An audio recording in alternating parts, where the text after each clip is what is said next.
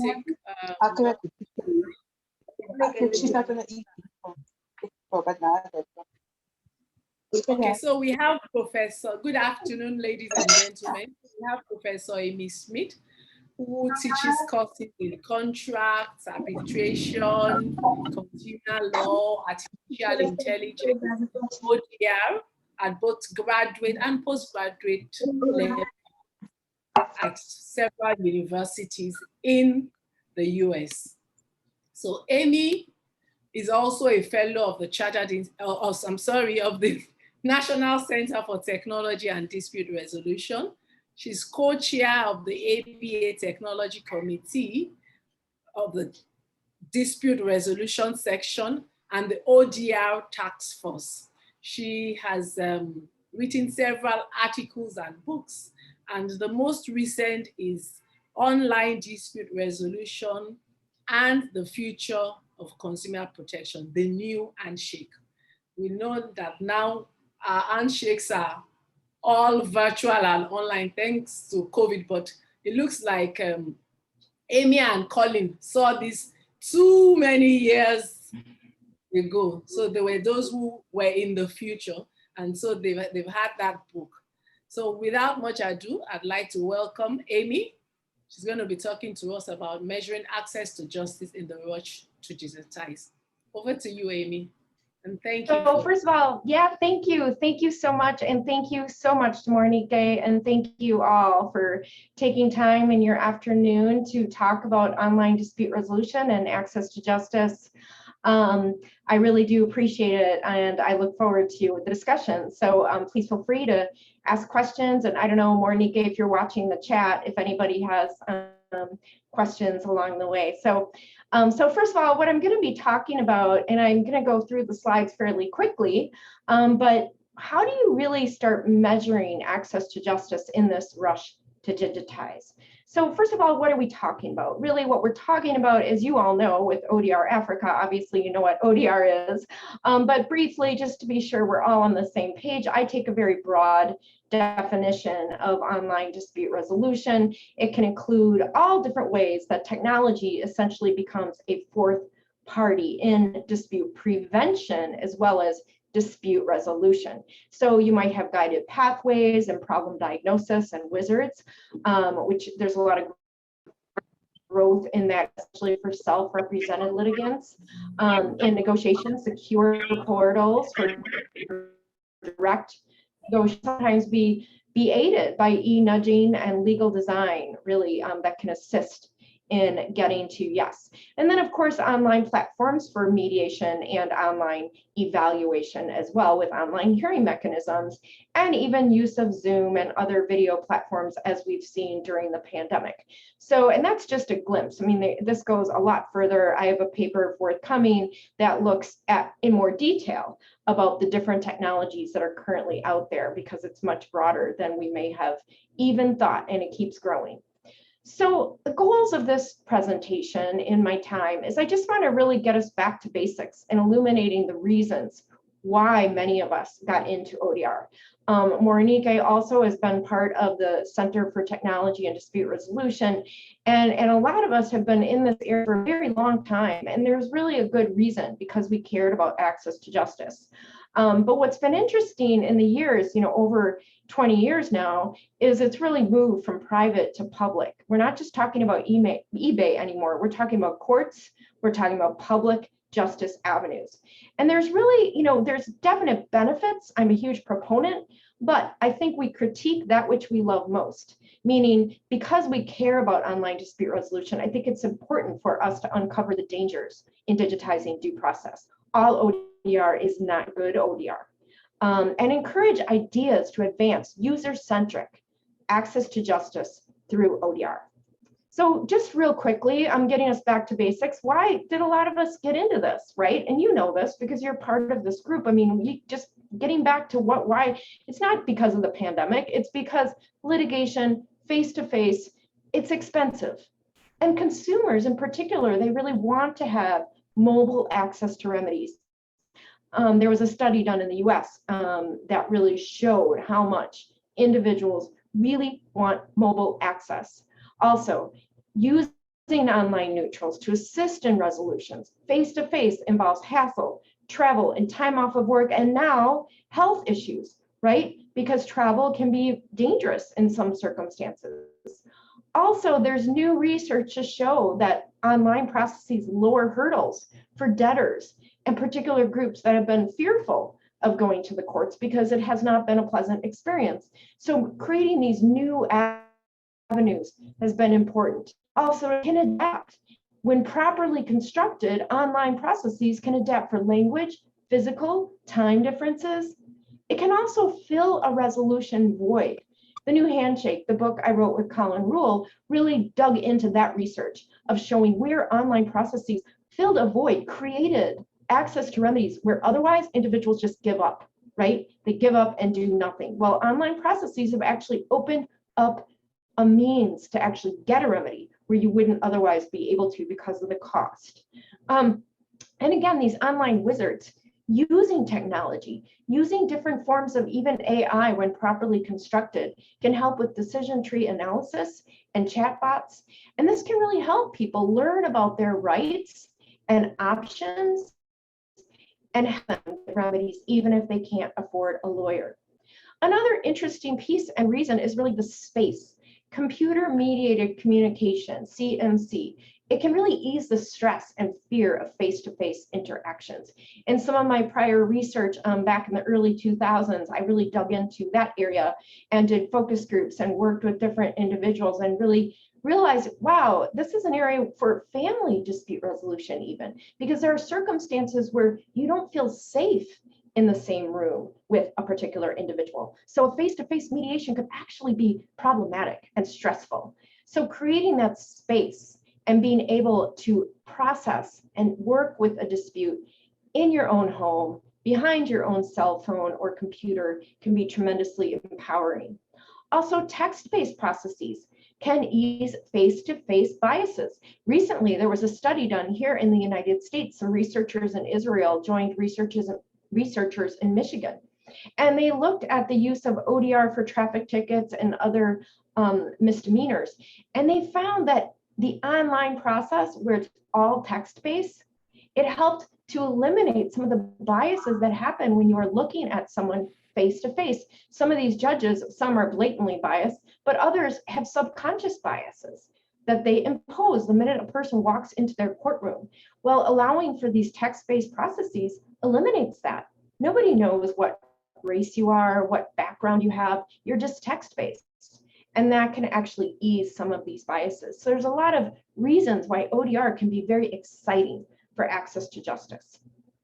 So in light of this function, if we do a functional analysis and we think, okay, we really want to create ODR that helps expand access to justice. Well, along with that, we've seen this huge evolution. In fact, Colin laughs at me because I keep all these charts, right? So I keep charts and I follow to see what's happening out there in the world of ODR. And it's been very interesting to watch this evolution, right? You go back to the late 1990s and you look at eBay with its resolution center. And we always talk about eBay and how it created ODR in these e-commerce claims. It was very narrow. It was very specific to these small money claims. It was private and it was all within the company, right? Well, we've seen a huge leap. Now you have companies like Matterhorn by Court Innovations. Matterhorn is actually powering over 110 courts and mediation centers in 17 states, but also throughout the world. They are entering more and more markets doing court ODR.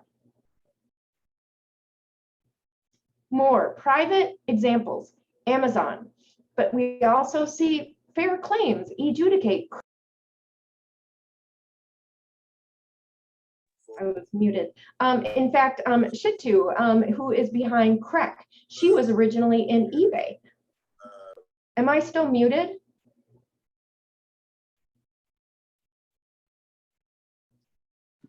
We can hear you. We can hear you, Amy. Okay, good. I was muted suddenly. Well, but then we see this movement now to public. And what's happening is we see a great deal of public projects, not just in the United States, but throughout the world. But the United States, I will focus on just because it's most familiar, but I've done quite a bit of research elsewhere and can share that as well. But some of the companies that are running these ODR programs, they're private companies that are partnering with these courts. And so not just Matterhorn, but Modria, which spun out of eBay, was bought out by Tyler Technologies. And in fact, Colin is no longer part of it. It's now part of Tyler Technologies, and it's been brought into their group, and they run court systems throughout the world. I mean, they're huge. They're like the Microsoft of ODR. And then you've got TurboCourt, which is also running a great deal of these online dispute resolution processes. So you're seeing these public-private partnerships. And e-courts in the US, for example, through others, Utah, Ohio, Michigan, Nevada, Texas, New York, I was on their steering committee. If you're interested, there is an article that I wrote on my SSRN page that's freely available on eCourts to get a glimpse into more of that data. Canada has been a world leader in these court projects. They have the CRT, which many of you probably heard about, is a civil resolution tribunal, and they are handling everything from condo disputes to personal injury to small claims. So they have been really growing in leaps and bounds in British Columbia, Canada. Also Parley. Parley has been working out of Montreal and the Cyber Justice Laboratory, and they are doing a great deal in online dispute resolution for different types of disputes. China has the Anzhou Internet Court, and they're using a lot of AI and big data. It is a very, very highly technologically really set up court there in China. In the UK, has Her Majesty's Online Court, which has been growing in the small claims area. And of course, the EU has their online dispute resolution platform as well.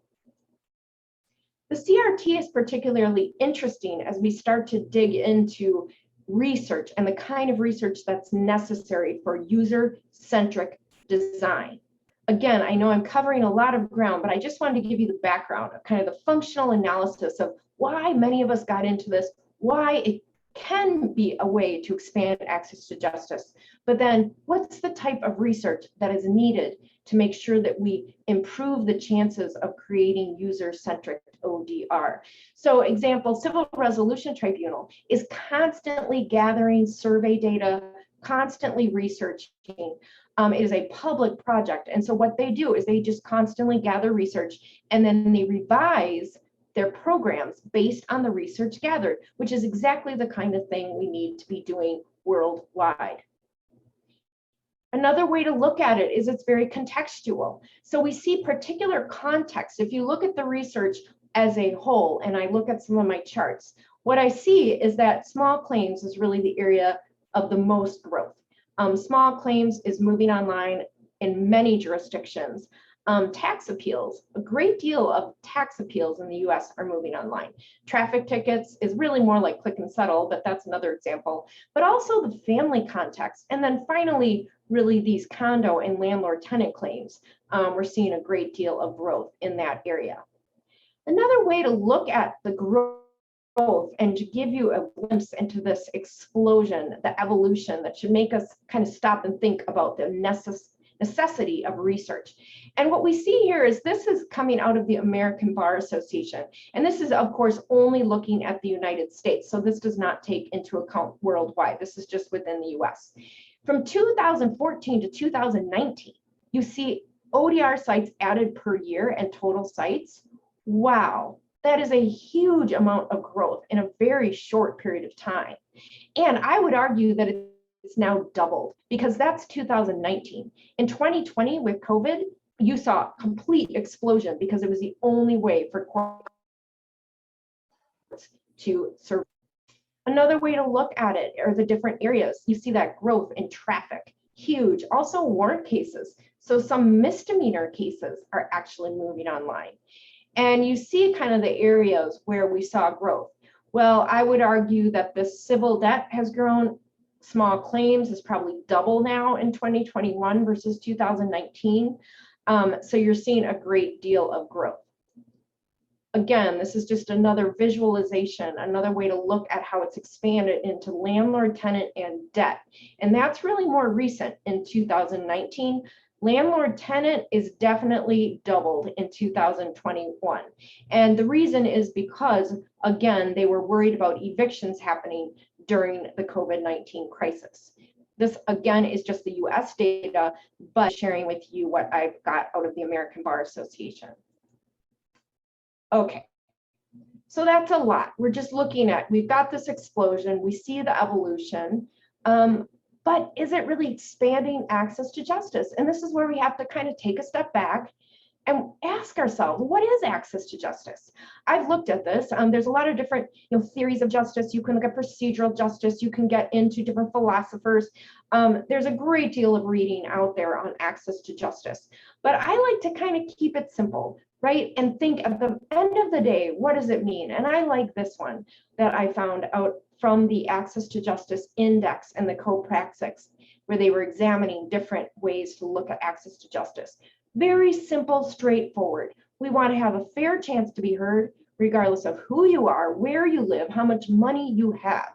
You need to be able to learn about your rights, give effective voice, and have it in a neutral and non-discriminatory, can be for or informal process that determines the facts, applies the rule of law, and enforces that result. That is access to justice.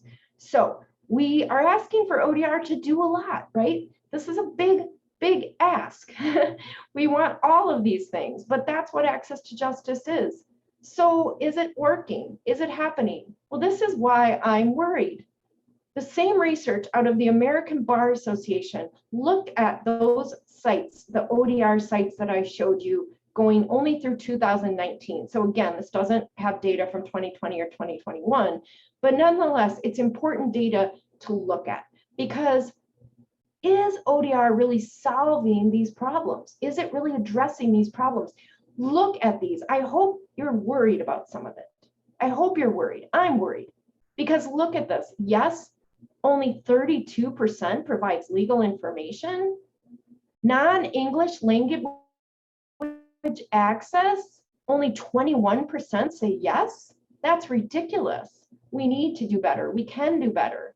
That's very important. I mean, a very large percentage of the population in the United States does not speak English. It's very important to have other languages represented.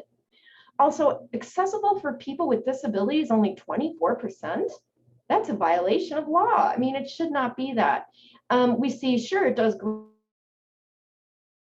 great with electronic, you can upload their documents, but what about all these other aspects, right? I mean, there's a lot here where we know improvements need to be made. So I think it highlights the necessity of research, because this isn't very impressive in my view. This is not impressive at all in terms of what's happening in these current court ODR projects. So this need for research, I'm not the only one who has been calling for more transparency and research in this area of ODR. The Pew Charitable Trust in the United States, they actually did a call for research, and they wanted to focus on whether and how ODR helps access to justice. Similarly, the National Center for State Courts has been working on engagement and getting more of these research projects going. The task force that I'm part of, we are developing guidance and best practices around ethics and asking for more research. The CARES Act in the United States, they're using pass-through funding to advance ODR to address backlog, especially in landlord tenant. And we even see in the US other calls for ODR. Now, in the US, just to give you a glimpse of the research here, and I'll be curious to know the research happening there as well in Africa, but to give you a sense, the three big projects currently being paid for by Pew Charitable Trust, which is a nonprofit. There is a UX, which is all a usability study, and it's published, so you can find that. It's from September 2020, coming out of the University of Arizona. It's very limited though, because all it does is look at the usability of a program. And because they were doing the research during COVID, they used like friends and family to help with, instead of really getting a broad base of individuals. So it's kind of limited in terms of that usability study, but nonetheless, it is important to see. Harvard is also, they have an Access to Justice Lab, and they are also handling one of the Pew projects. It is ongoing, and they're looking at Matterhorn and its traffic platform in Iowa and Florida, 2 states in the United States. We are expecting reports. They were supposed to come out with something in June 2021, but they didn't. So I'm guessing it will take a little bit longer to gather that data, likely due to COVID. But they are doing data collection and randomized control trials in order to gather more research on these ODR projects. UC Davis and RSI, they are also working on data collection, and they expect reporting to happen by December 2021 or 2022. But it gives you a sense, and they are looking at family ODR. But these are only three. That's a drop in the bucket in terms of the research that we need. And we need research on a worldwide scale, looking at projects in Africa, in Asia, in Europe. We need to really look at the comparative analysis. And some methodologies that are currently being proposed and used are, number one, randomized controlled trials.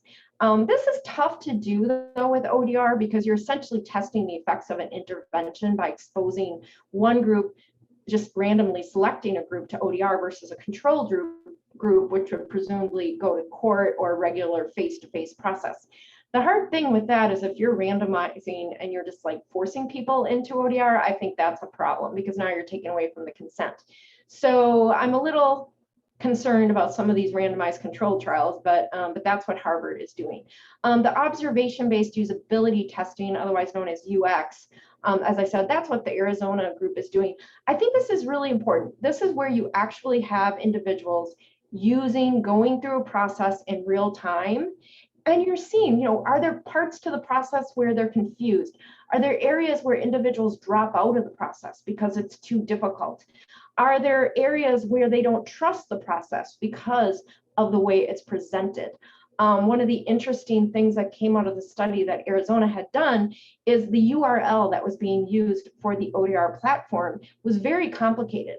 And so individuals thought, well, gosh, this doesn't look real. It looks like a scam. It looks like it's, not real, not really state sanctioned. And so people refused to do it. Well, that's a problem. So you need to create a URL that is more understandable and is clearly secure. And also procedural justice surveys. I think this is really important.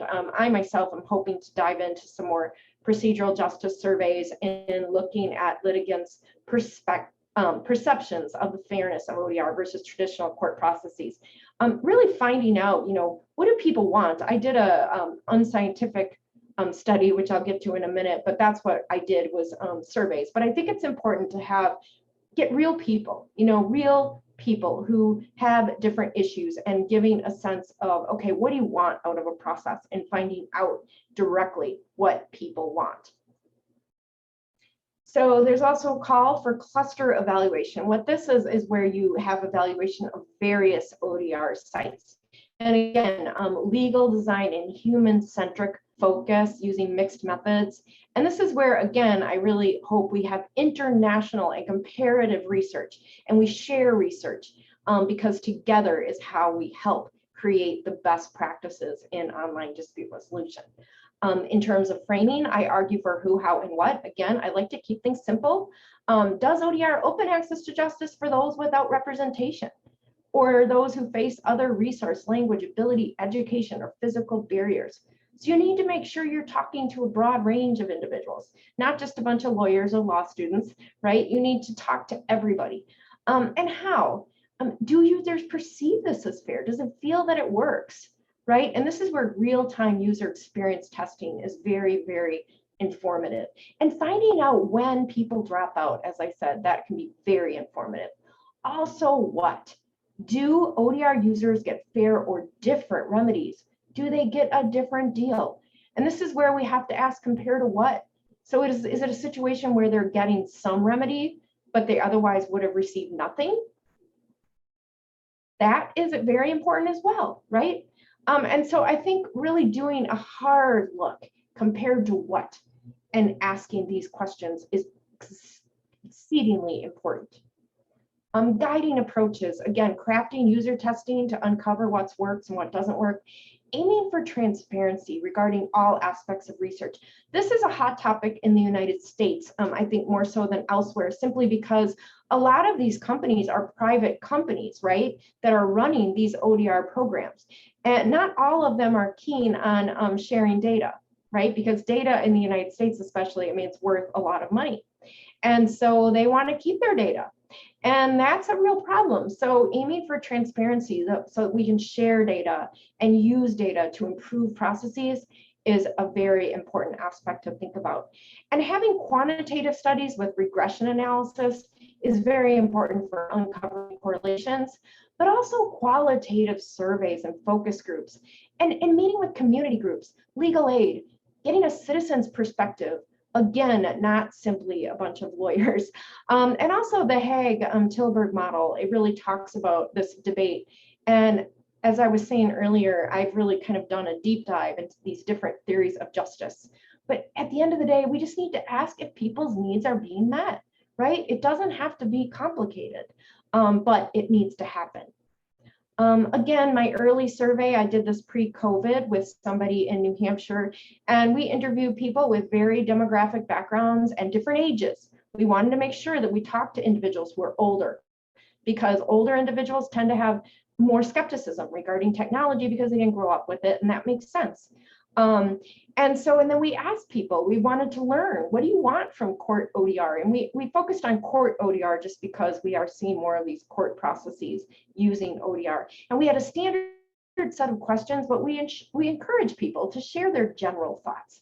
And it really included non-legal perceptions, not scientific, just are your needs being met? And it was very interesting because these observations, what did we learn? Some of the key pieces that we learned was number one, value. There's a lot of skepticism. Many individuals really wonder, well, why is this worth it to me, right? Is it worth the time and resources spent? So what that says is you need to make sure that the process is very, very easy and intuitive. Also, you have to set up a process where it's very clear that it is secure. As I said earlier, the Arizona study showed individuals were not willing to even try it because the URL looked like a scam. So you need to make sure that it looks legit. Is it real? Is it private? That's hugely important. And this piece, I think individuals often forget about, but having live assistance. Sort of a new thing that's been happening here in the United States, especially in the wake of COVID, are these court kiosks.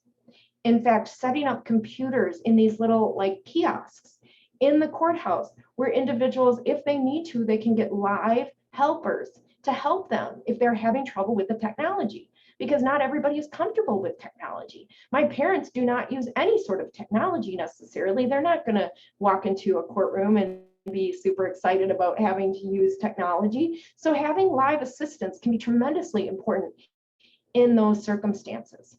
Also, consent. This is also another very hot topic internationally, not just in the US, but elsewhere. I heard the same question with Her Majesty's Online Court and with the Civil Resolution Tribunal. And the debate is about whether or not you should have a choice. Should it be required? Here's the argument. The argument the CRT in Canada makes is, well, wait a minute, if we're going to spend all the time and money to set up an online system, everybody has to use it. We're not going to have two systems going because that's too difficult, cumbersome, and expensive. But I would argue that clear consent is absolutely a cornerstone of procedural justice.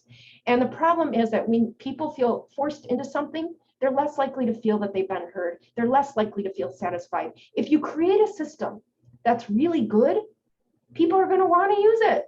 We saw that with eBay, right? And so I think clear consent is a necessary cornerstone of procedural justice. User-centered design. It's got to be easy and intuitive, and it has to be mobile friendly. A great deal of research that I've put into, I wrote an article in 2018 where I really focused on this question of mobile access. And it is very, very true that mobile access, that is how most individuals have access to the internet. Broadband internet access, home internet access with a computer setup is not the norm, actually. Most people access the internet using data on their phone or a tablet, and so you need to make sure that it is mobile friendly. but also an awareness that ODR is not a fix-all for all upstream systemic challenges and inequalities. There are inequalities in society that exist, and ODR is not going to fix them all. So we need to also be aware that there are still systemic challenges that we need to face. Here in the US, a major problem is predatory lending. And there's been some individuals that complain that ODR should not be used for these lending claims because they think it makes it worse for the debtors. Well, there's been research to show that that's not true, but either way, the real problem is not ODR. The real problem is predatory lending. And so that's a different question and different ways that we can address those questions. This is an example of a picture of a court kiosk. I just wanted to show you how simple it is. It's not expensive.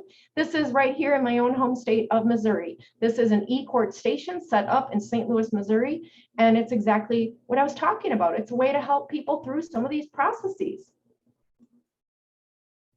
Of course, and Morinike knows about this, we need to talk about those ethical standards, and I invite you to go to icoder.org because we are building on these ethical standards with the task force, and the task force is working with Icoder as well. So it's an international group, and in fact, we will all be working together in co-authoring the final product of the ODR task force, but it's built on the backbone of these standards of thinking about accessibility, accountability, competence, confidential, equal, fair, impartial, neutral, legal, secure, transparent. I invite you to go to icoder.org. I'm sure many of you have already been there.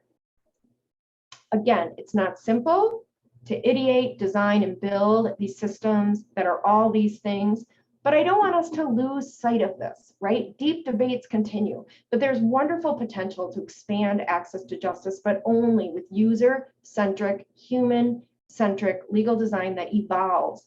I argue for the 4 R's, research, revise systems in light of that research, repeat, and so we can reimagine access to justice. I think it's really important for us in this time because we're at a time, especially with COVID, where processes are just going directly to Zoom, right? And they're seeing Zoom and Zoom court as really ODR and that's all we need, or Zoom mediations. Oh, now we're done. I don't think that's right. I think there's a lot more that we can do using technology. I think we can reimagine access to justice and not simply replicate old inequalities. Moreover, a lot of these processes are not mobile friendly. And so we need to really think about these questions and make sure that they are mobile friendly. Again, there are dangers to digitizing due process. And I do invite you to check out the article that I wrote before COVID actually, but it includes a lot of these same arguments. But you really need to think about the most vulnerable individuals, right? Not just creating ODR to help the haves have more, but to help those who don't have something when they might not otherwise. So again, I just want to thank you immensely for taking the time. All of my papers are, well, most of them, I guess not all of them, but many are on my SSRN page for anyone who's interested. I also host the arbitration conversation on arbitrate.com, and Morinike was kind enough to be one of my guests. And so I just thank you very much. And now I look to you all to get the discussion going, and I'm excited to hear your questions and to hear your thoughts. Thank you very much, Amy. You've done so much in so little time. Well, I didn't expect anything less from you. And incidentally, I forgot to mention in introducing Amy that she actually coined the word OAP. So that's Amy's doing. OAP is online arbitration. So if you get onto an article or you get into a space and you start to hear OAP and you're wondering, well, that's Amy Schmitz for you. Thank you once again, Amy. Well, I have a comment, and I'm going to leave. I'm going to leave the floor open. But I just wanted to say, for us in Africa, ODR is more of finding that space for those who would ordinarily not get a chance to any kind of justice. And this same argument about ODR not being a solution to all of that is the same argument against ADR, saying, well, ADR does not address all of the issues. In fact, some people complain that ADR shortchanged or even diminishes. Meanwhile, what would happen if we did not have ADR is that so many people would go away without any form of redress, because the courts, and this is not only in Nigeria, and I'm sure Wangari is here, she would tell us about it. Willie is here at South Africa. You know, we have, the courts are congested, the states cannot afford to fund the courts, and the backlogs are long. Justice is, well, we say justice delayed is justice denied. Sometimes it's delayed so much that it just loses everything. So if we even get a chance or a bite at it, whether it's through ADR or through ODR, I'm not saying we should not reinvent or reimagine, but we need to even start to enjoy a bit of the use of technology. But it's good that you're raising all of this, because in rushing to do that and embrace all of that, we must then have all of these things in mind. So I am so glad that you've at least giving us that wake-up call. And for most people who think Zoom mediation is all there is, in fact, some people tell you Zoom mediation is online mediation, and I keep having this argument. That is not online mediation, that is not ODR. Zoom is just a video conferencing app, but you see people who think that is the beginning and the end of ODR. The fact that they can use a Zoom platform to do online mediation, that, well, they are now ODR experts. It's really very interesting. But I'll let them, I think Juwon has his hands up, so maybe I'll just open the floor to him. Yes, thank you very much, Amy. As Willie just said, it's an eye-opener. I would love to have this slide, and I'm sure most of us would, and go over it. I mean, I've listened. I would like to actually study it, because there were so many things, details, research, and realities. You know, we just have been taking things on the face value and assuming this is it. But this research results that you have produced have shown us that it may not be what we're thinking. So what's just crossing my mind is that it's so obvious that we have to take to be able to use this thing well, we have to take the protocol seriously. Not only that, we have to prioritize protocols, because, for instance, I was intrigued because recently we came across it. It was Morenike that brought it up in one of the discussions, you know, how we're not paying enough attention to the language differences or to people with disability. Now, we're saying that this process needs to be confidential. But when you have somebody with a disability, that person might need somebody to assist in the use of the equipment or something. So it may ordinarily be looked at as if you're compromising the ideals, you know, as might have been set out by ICODR. But then it becomes necessary because ICODR also pays attention to the people with disability.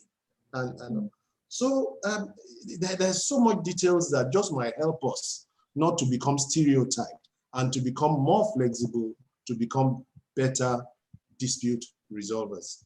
Thank you very much. Oh, great points. All really important points. Absolutely. Okay, I think Tunde wants to say something. Tunde, you have the floor.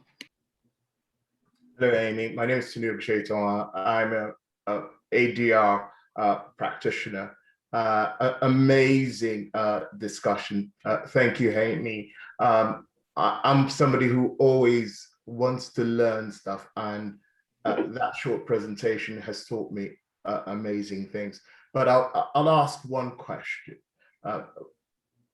Out of the many details, as Mr. Juwon just said, that you gave us, one thing struck me, that you said the accessibility of the ODR platforms were dependent on whether they were private or public, and the lack of people being able to distinguish between two created trust issues as to using those platforms. My question to you is, well, how do we get people to claim ownership of these platforms? Because it's when the people claim ownership of the platforms they become truly successful. And whether I love that question, because thank you so much for that question, because that was the first part of my question. There's another part, but I'll let you deal with it. Go ahead. And the second part of the question then becomes how we breach the trust barrier, which is essential for the embrace of the process, not only even just between communities, but maybe on a global level, like, other African states in sectors. So sorry, it's a rather long and meaty question, but that's it. Yeah, it's an important question. And in fact, it's funny because, gosh, like 10, maybe even 15 years ago, I remember Colin Rule and I had a discussion about this exact problem and the trust problem. And we argued for the creation of a trust mark. Meaning, if you have different websites that do comply, and they comply with the ethical standards that Icoder has put forth, and if you have these the idea of a trust mark, where it would be a mark that you'd see on the website, and you would know, okay, this is legit, it's been verified by this group. I think that would be really helpful in two ways. Number one, it would help the user. Right? Because if I go to the website, I would see that and I'd say, oh, that is real. And especially if you can hover over it and tell that it's real, which is one of the ways you tell if something's real or not. And then what you do as well on the flip side is it helps those providers, because then individuals are more likely to use that provider, right? And if there are any kind of minimal fees or whatever, or they get hired, I think it really helps out that business as well, because now they're seen as legit. So I think creating this kind of a trust mark can be helpful. But another thing in the more immediate term, which I think is really important with these court processes, as we see more and more of these state-sponsored processes, what they have to do is create on their state website, right? And they have to make it very clear that it is sanctioned by the state, and they've got to monitor it, and they have to use an HTTPS website, which is a secure website. And I think if you do those things, I think that helps tremendously. But this question of trust is such an important question. I really love that question, because it's so, especially in these times, people are very fearful of clicking on anything. So it's really important to build trust. Can I have a follow-up? I think trust, I just want to add to what Amy said, and then we can allow you go on. I think trust is such an important part of any dispute resolution process, whether it's online or it's offline, because without trust, you really cannot get to help parties with their conflicts. So it's either that you have their trust to help with their conflicts, whether it's face-to-face or whether you're using technology. And the only way they can trust technology and not go to technology, as Ben says, is that the technology works for what it does, what it says it's going to do. Just the same way a mediator tells you what he or she will do. And if that mediator goes the other way, you lose trust in the process and the system, and then it fails. The same way technology says it will do something, it doesn't do it, it does the opposite, contrary to Icoder standards, and then you can't really get the parties to trust that process. Absolutely, definitely agreed. And Tunde, did you have a follow-up question? Yeah, it's more on the boring side of it, unfortunately. Data. Yeah. Data. Yeah. What is the largest data group in looking at these issues? Because it's the usability data that is really interesting, and the access is easy in the sense that are we testing people with access to mobile phones, or are we testing access to people who have computer screens or pads? From that data point, how large is the data pool overall? in terms of how you're then getting feedback from the surveys? Right. So there's a lot of different aspects. There's the kind of usability, but also the kind of the real time where I met with some researchers here at my university, and they had created this app for real time user testing where you're basically like gathering how people feel with every little piece of the process, right? Like different things impact people different ways. Did you not like the way that question was answered, or the way the form looked, right? Like the color of the form, or the way the typeface is. There's so many different questions you need to kind of focus on. So there's that data.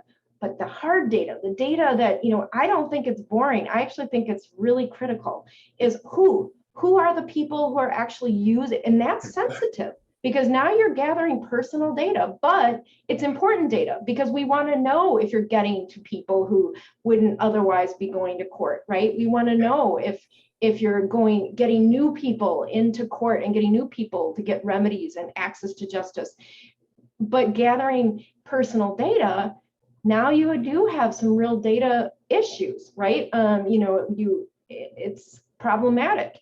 In fact, it was interesting because there was a research consortium regarding Her Majesty's Online Court, and this was way back in 2018 when they were just talking about first creating the court in London. And they had me go out there, and they had sort of an experts roundtable, and they were talking about this data collection.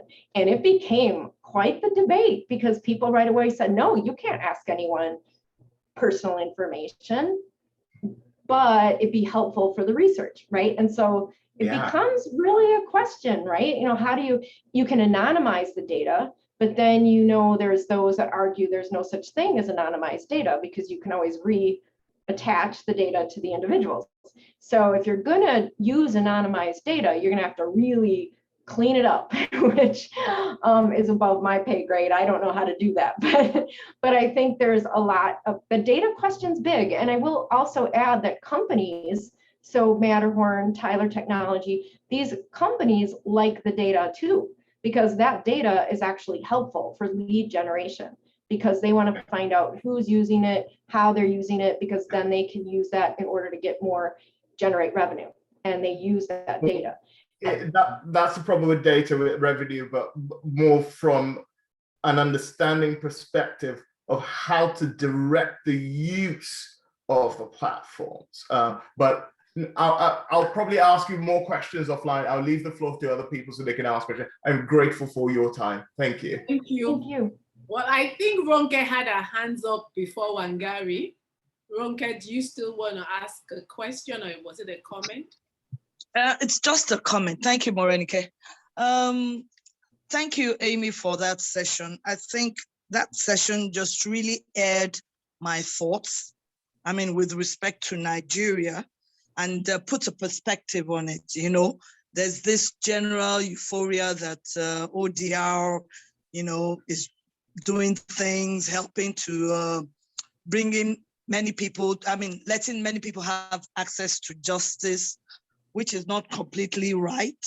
And with this discussion, I think back home, in Nigeria, we should begin to look at those issues, properly. What's our literacy percentage in Nigeria, for example? We can begin to compare ourselves to the developed countries. So that's one. We have different languages. I don't know how many languages, 300 languages, and the literacy level is low. So what are we really talking about? Is it access to justice for those who understand the technology? Certainly it's not about general access to justice, but I think we're in the right direction. We have ODR to help take a bite at the large number of cases that ordinarily shouldn't be in court and can be handled outside the court. I think it's the right direction, but we should begin to look at how we can bring this access to justice to those who are not literate. And I just want to really quickly. Very important. Yeah, I love that. I love that. We need to do more research. I think that has become obvious so that we know what we're really, really talking about. Thank you. Thank you. Wangari, you have the floor. Wangari. Wangari, you have the floor now, Wangari. Hello, Wangari, can you hear me? Can anybody else hear me? I can hear you. Well, I think she might have internet issues because she raised her hands, but then, Willie, did you want to say something? No. Okay, Wangari, did you still want to say something? No, I think she probably has issues with her internet or something. It sounds, yeah. Yeah, it looks like she has, okay. Do we have anyone else that wants to say anything before we say thank you to Amy and let her go? Or Tunde, do you have any more of your questions or comments? Okay, so Wangari, I think she's raised her hands again. Yeah. Wangari, can you hear us now? Okay, great. Lovely. I think if I could have been able to just send a hug through, I mean, just take it that I've sent it to you, Amy. I really thank you for this particular session. And when I saw the invite, Morenike, it just makes so much sense that we start measuring ourselves and also start asking ourselves, are we collapsing things?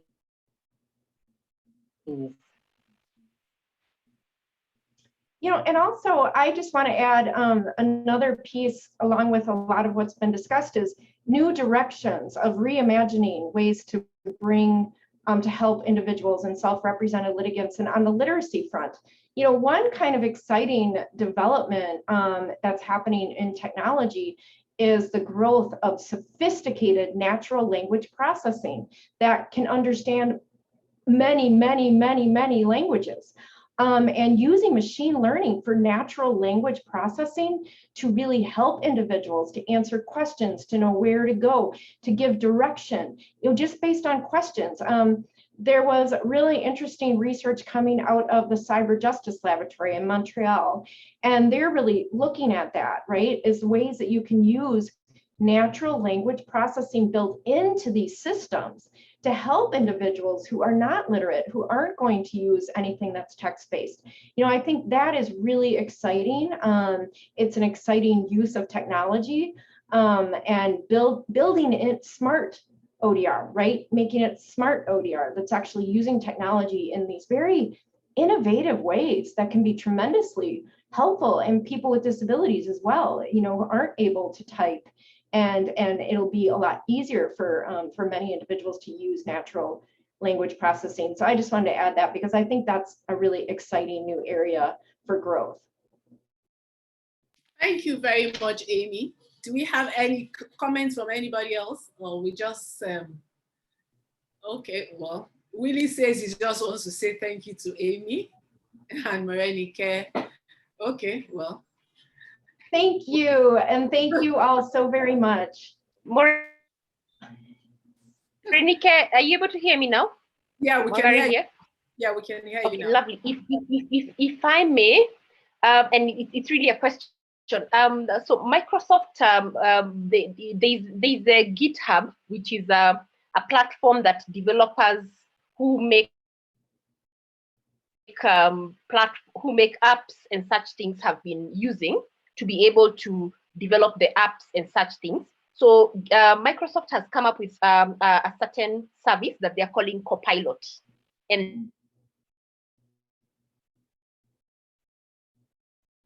the Copilot is actually like they use machine learning to understand the code that developers have been using, and then they've now made a service that's called Copilot. So I don't need a developer. I just need to get the Copilot, and I can instruct the Copilot to develop for me what, let's say, I need.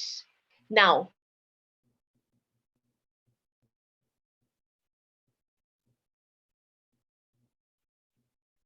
Wangari, we've lost you again. We've lost you, Wangari. We can't hear you. We can't hear you.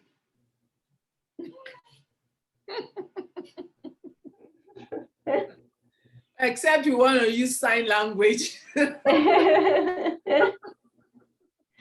can't hear. Do you want to type the question? Do you want to type in the chat box? Type it while we get something else done. We still have a, so you can actually type. And while she's typing, just to maybe pass a comment on what Ronke said about addressing the issues that we can address.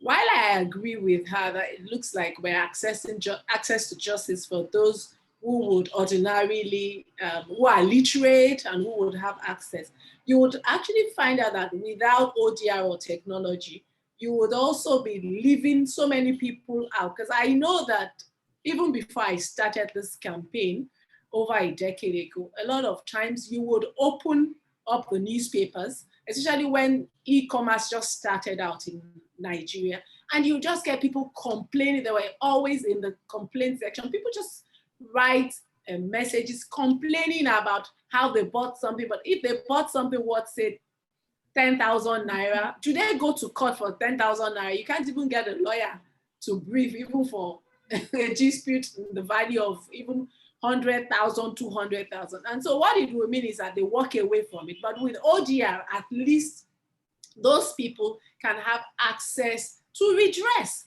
So it's really not about, and you said it, ODR cannot fix everything and all of it. And yes, we will start from somewhere, deal with the issues that can be dealt with, and then we can take it on. So Wangari's question is, who owned the machine learning insights after years of use of ODR platforms? So like Tunde's question about the data issues. So I will tell you, it depends, like any lawyer always answers, right? But it does depend. So for example, I think with Microsoft, they would own their IP and they probably aren't going to be giving it away. But Cyber Justice Laboratory is an open access project, meaning that data is open access. The National Center for State Courts, what they're creating is open access. The state of Utah, what they are doing is open access. What Tyler is doing is not open access. So it totally depends on whether or not you have a company that's willing to share their data and their IP. And so, so it really, right now, we're in a circumstance where a lot of it depends. And then, of course, you have the GDPR happening, and that really gives people more control over their data. And so even though it's really a European law, of course, it does impact everybody because websites are, accessible. So even in the US, people worry about the GDPR. So I think, so again, it's going to be, it depends. But I think what's exciting is that we're seeing more of these open access movements. Okay, 1 minute to 6. We have only for 5 to, well, this is 6 o'clock exactly. So at this point, I want to say a very big thank you to Professor Amy Schmitz. It's been such a great pleasure having you for this 1 hour. I don't know if everyone else has enjoyed every bit of this 1 hour, but I definitely have. And it's been such an amazing, well, it's always a pleasure to speak with. And we're going to have you back soon. Well, thank you. Thank you so much. And hopefully one day it will be in person. I would love to be there in person. We're planning the in-person one with Colin. So I'm sure you would all be here. And you would have Colin, would have Ethan, would have Chitu, would have Alberto, would have all the fellows all over the world. And we're going to come to Lagos, Nigeria. And of course, we would have Willie, we would have Wangari. Then it will be safe to travel. Well, and I have a lot of former students in Nigeria, actually, so I would love to see many of them. So that would be lovely. Well, listen, thank you guys so much. Have a wonderful, wonderful evening, and take good care. You too, and stay safe, Amy. Mm-hmm. Bye.